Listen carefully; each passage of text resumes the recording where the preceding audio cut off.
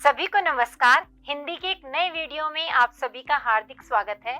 आज हम बात करेंगे व्याकरण में भी रचनात्मक लेखन की, और उसमें एक ऐसी विधा की जिसके अंदर लिखने, देखने, परखने, विचारने की क्षमता की होती है परीक्षा, और उसे हम कहते हैं समीक्षा।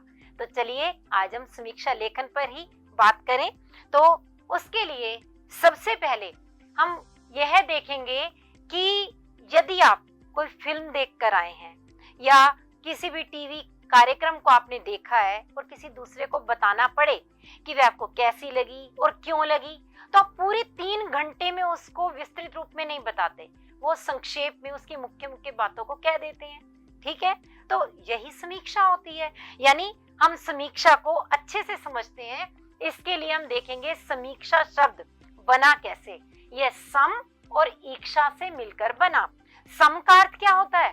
सम का अर्थ है पूरी तरह से, और ईक्षा यानी देखना, विचारना या देखने की क्रिया, दृष्टि या फिर नजर।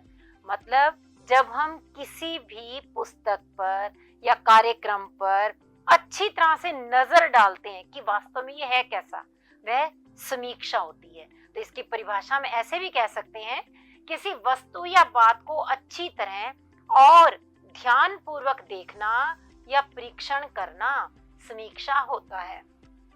यानी हमने समीक्षा तो समझ ली, लेकिन जब उस समीक्षा को लिख दिया जाएगा तो वह क्या बन जाएगा? समीक्षा लेखन।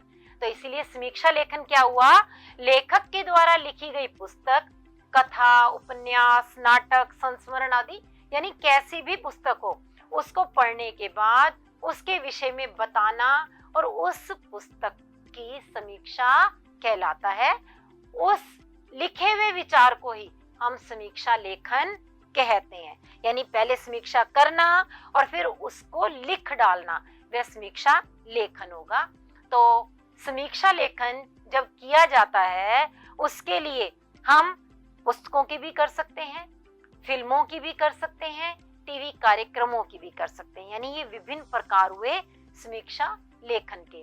और पुस्तक समीक्षा की जब हम बात करते हैं तो पुस्तक समीक्षा भी कई प्रकार की हो सकती है। एक तो है परिचयात्मक समीक्षा, जिसमें केवल परिचय मात्र दिया जाएगा, बहुत विस्तार से उस पर बात नहीं होगी। मूल्यांकन समीक्षा, यानी उसे पूरा पढ़ करके उसका मूल्यांकन किया जाएगा, इसमें क्या अच्छाइयां हैं, क्या बुराइयां हैं। और एक होती है विश्लेषणात्मक समीक्षा, इसके अंदर भी विश्लेषण किया जाता है, विस्तार पूर्वक जाना जाता है कि आखिर ये समीक्षा कैसे बनी, इसमें पुस्तक में क्या क्या मुख्य बिंदु आए और क्या अच्छाइयां थी, क्या बुराइयां थी, पूरा विस्तार पूर्वक उसका विश्लेषण किया जाता है। तो पुस्तक समीक्षा का उद्देश्य क्या है, ये हम जान लेते हैं। जब हम इसके उद्देश्य की बात करते हैं तो हमें पता होना चाहिए कि पुस्तक समीक्षा के माध्यम से समीक्षक पुस्तक या फिर जो उस पुस्तक के अंदर रचनाएं आई हैं, उन रचनाओं, लेखक के रचना कर्म को स्पष्ट करता है। यानी कहने का अभिप्राय क्या है? पूरी की पूरी पुस्तक की भी एक साथ समीक्षा हो सकती है, और उस पुस्तक में संग्रहित अलग अलग रचनाओं की भी समीक्षा की जा सकती है। और समीक्षक द्वारा पाठक को पुस्तक का परिचय दिया जाता है। यानी एक व्यक्ति ने पढ़ ली पुस्तक और वह उसकी समीक्षा लिख रहा है, तो उसके बाद जो अन्य लोग, अन्य पाठक उस पुस्तक को पढ़ना चाहते हैं, उस समीक्षा के माध्यम से वो ये जान जाएंगे कि यह पुस्तक उनके पढ़ने के योग्य है कि नहीं, उनकी रुचि इसमें है कि नहीं, उन्हें पढ़ना चाहिए या नहीं पढ़ना चाहिए। और अब हम बात करते हैं, जब समीक्षा लेखन किया जाएगा तो उसमें किन किन बातों का ध्यान रखा जाएगा। तो सबसे पहली बात, पुस्तक का पूर्व अध्ययन करना चाहिए। जैसे मैंने अभी कहा, हम समीक्षा लेखन कर ही तब सकते हैं जब पहले हम उसे पढ़ लेंगे, पढ़ने के बाद विचार करेंगे कि इसमें क्या अच्छाइयां लगी, क्या बुराइयां लगी, तभी तो हम लिख पाएंगे। और दूसरा बिंदु है, उसके मुख्य मुख्य बिंदुओं को नोट कर लेना चाहिए, क्योंकि कई बार पढ़ते पढ़ते तो हमें बहुत सारी बातें दिमाग में रहती हैं, लेकिन जब लेखन करने लगते हैं तो भूल जाते हैं। इसलिए मुख्य मुख्य बिंदुओं को अवश्य नोट कर लेना चाहिए और पुस्तक के शिल्प पक्ष का भी ज्ञान होना चाहिए। शिल्प पक्ष से आप समझते होंगे मतलब क्या हुआ कि उसकी भाषा, शैली, और यदि वह काव्य की पुस्तक है, कविताओं वाली है, तो उसके अंदर उसमें छंद, अलंकार, इस तरह की जो बातें हैं उन सब का भी ज्ञान अवश्य होना चाहिए। और पुस्तक की अच्छाइयों के वर्णन के साथ साथ उसकी कमियों को भी उजागर करना चाहिए, यानी केवल अच्छाइयों पर ही बात नहीं करनी, कमियों पर भी बात करनी है। और समीक्षा करते समय पूर्वाग्रह से दूर रहना चाहिए।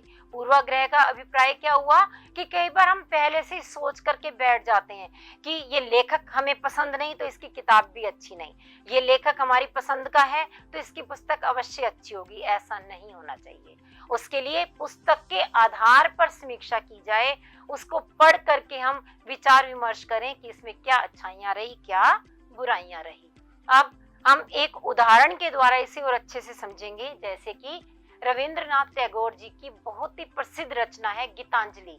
इस काव्य संग्रह की यदि हमें समीक्षा करनी हो तो हम कैसे करेंगे? अब ये आपके सामने स्क्रीन पर है, आप इसे विस्तार पूर्वक देख सकते हैं, ध्यान से पढ़ सकते हैं, समझ सकते हैं।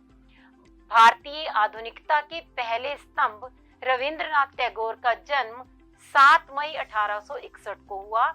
अपनी अमर कृति गीतांजलि के लिए इन्हें 1913 में साहित्य का नोबेल पुरस्कार प्राप्त हुआ है। तो यानी इन दो पंक्तियों में हमने रविंद्रनाथ टैगोर के बारे में थोड़ा सा परिचय दिया। आगे हम गीतांजलि की बात कर रहे हैं। गीतांजलि शब्द गीत और अंजलि इनको मिलाकर बना है, जिसका अर्थ है गीतों का उपहार या भेंट। इसमें 103 कविताएं हैं। भक्तिमय गीत, प्रेम, सौंदर्य और करुणा का जो उदात्त रूप गीतांजलि के गीतों में है, उसकी मिसाल पूरी दुनिया में नहीं है। इन गीतों के अध्ययन मात्र से ही मनुष्य आनंद के सागर में गोते लगाने लगता है। यानी यहाँ हमने अपने विचार व्यक्त कर दिए कि इन गीतों को पढ़कर कैसा अनुभव होता है।